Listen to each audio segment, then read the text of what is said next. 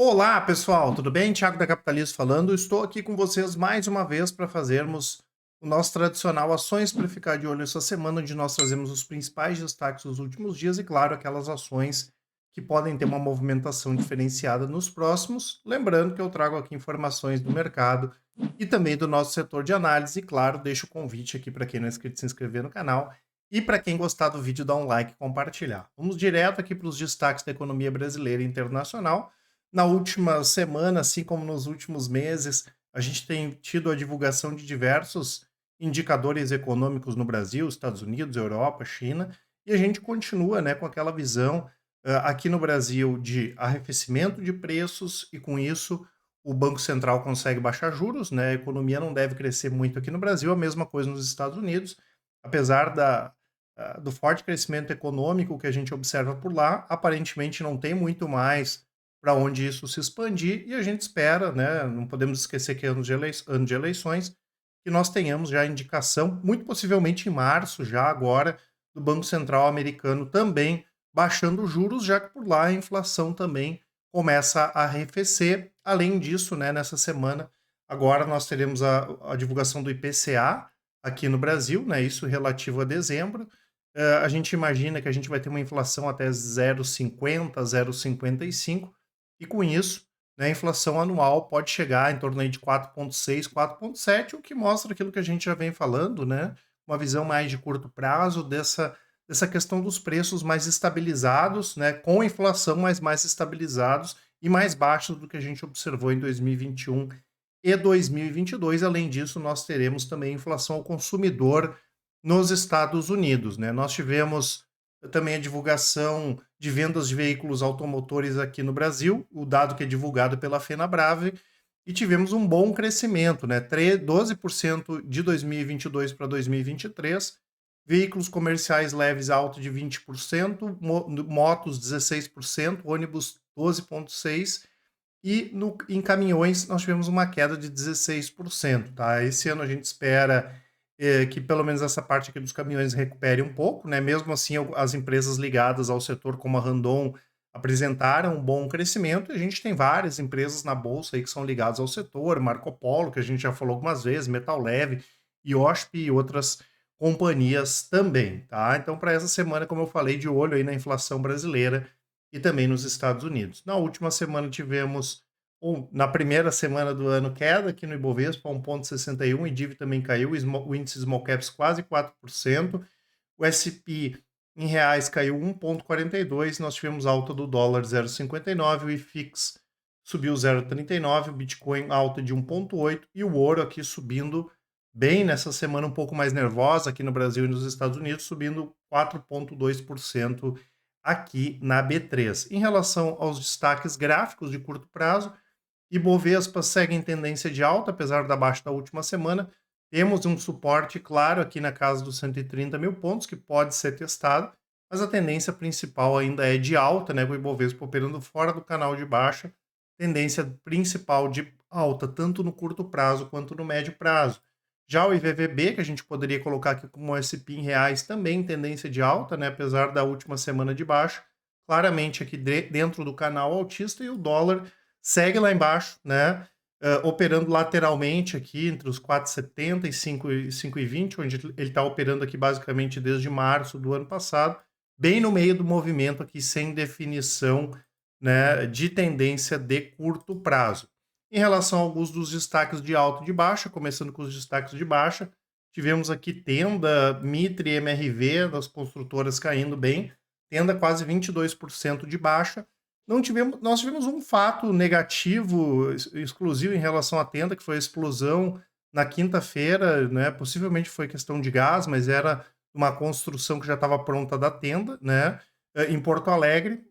Não deve ter sido isso aqui, com certeza, que afetou, mas caso alguém pergunte alguma coisa que saiu, foi isso. Até porque a ação já vinha caindo antes, mas não tivemos nada muito relevante aqui, nem relativo à Tenda, nem MIT, nem MRV. Como eram ações que vinham subindo muito bem, especialmente a Tenda, que foi uma das principais altas de 2023, normal esse movimento de baixa, e é um setor que ele é mais cíclico, ele tem mais volatilidade, mas de qualquer forma a gente espera aí que seja um bom ano para esse segmento, especialmente esses que são ligados à construção do Minha Casa Minha Vida, como é o caso aqui da Tenda e também MRV, tá? Light que baixa de 18%, nada novo aqui em relação a Light, Pague Menos, queda de quase 12%. O Itaú rebaixou a Pague Menos, né? A ação acabou sentindo isso, a gente já viu algumas vezes acontecer isso, tanto quando a ação é rebaixada, quando ela é elevada aí por bancos de investimento, movimento normal de mercado. O Itaú entende que o banco, a rede de farmácias vai crescer menos em 2024, tá? A gente tem uma expectativa positiva em relação a Pague Menos, Raia Drogasil,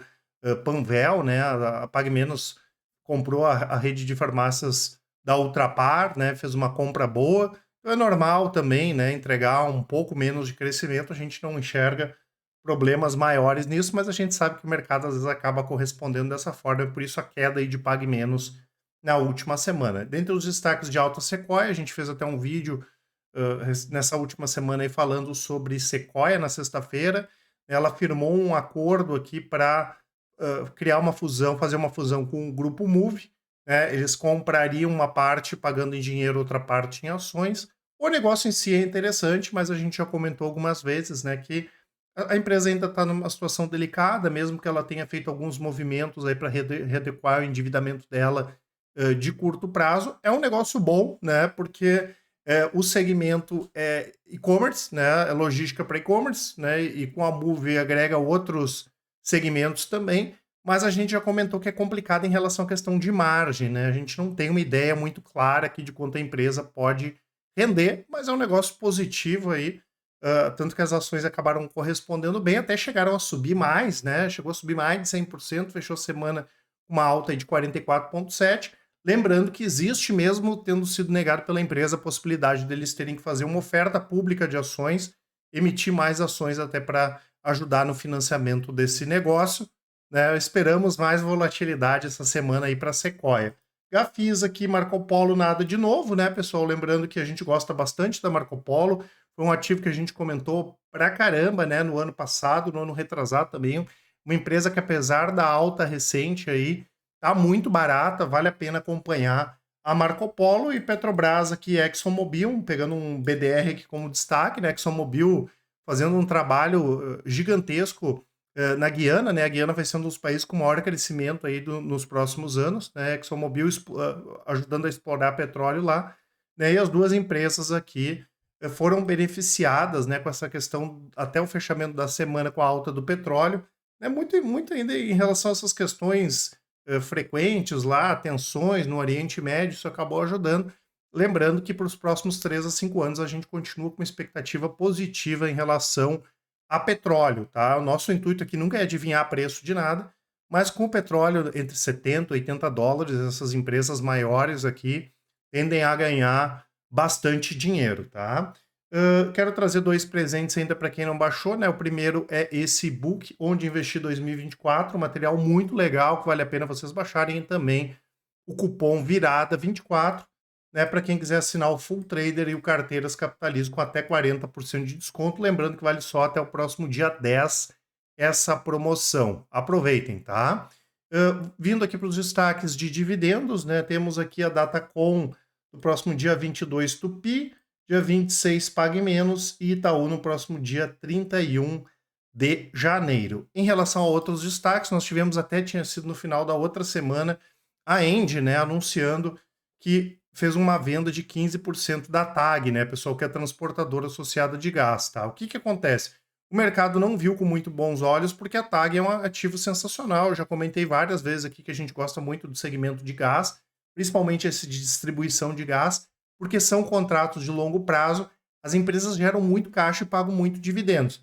Tanto que a gente saudou demais quando a Engie fez esse negócio. Então pareceu uma coisa meio na contramão, tá? Como a Engie é uma empresa que já está alavancada e a gente sabe que tem uma série de investimentos interessantes para fazer na parte no segmento de transmissão, né? É possível que eles estejam com algum negócio na manga, alguma coisa assim, né? Para precisar de dinheiro daqui a um pouco para fazer um outro negócio, tá? A gente imagina que possa ser alguma coisa nesse sentido. Primeiro, eles estão vendendo só 15%, não é a participação toda que eles têm. Óbvio que a gente acharia interessante que eles ficassem com isso, mas a Engie é uma empresa que costuma errar muito pouco, a gente já comentou algumas vezes sobre isso, então é o momento de aguardar, tá, pessoal?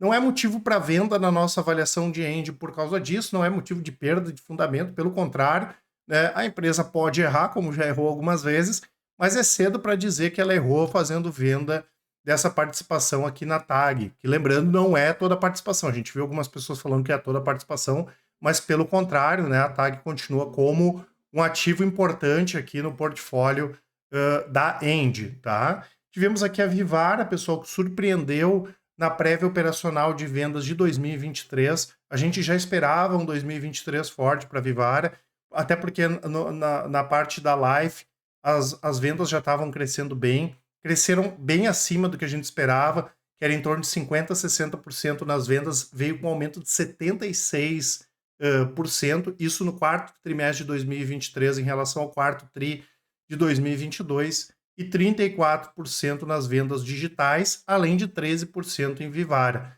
Como esse ano a parte de custos e despesas foi melhor do que o ano passado, é de se aguardar um resultado muito forte na última linha, né? Um lucro bom aqui para os resultados da Vivara.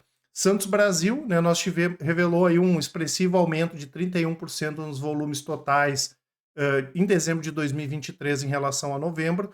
Em relação a 2022 nós tivemos queda, mas que já era esperado também. E esse ano a gente espera um aumento nas exportações, né? A empresa ela ganha mais dinheiro com importação do que com exportação, mas como esse ano a gente espera que as exportações continuem robustas, né, o que tudo indica, né, principalmente a parte de agronegócio, isso deve compensar mais uma vez as importações, e é uma empresa que ela acaba se readequando em função disso, né?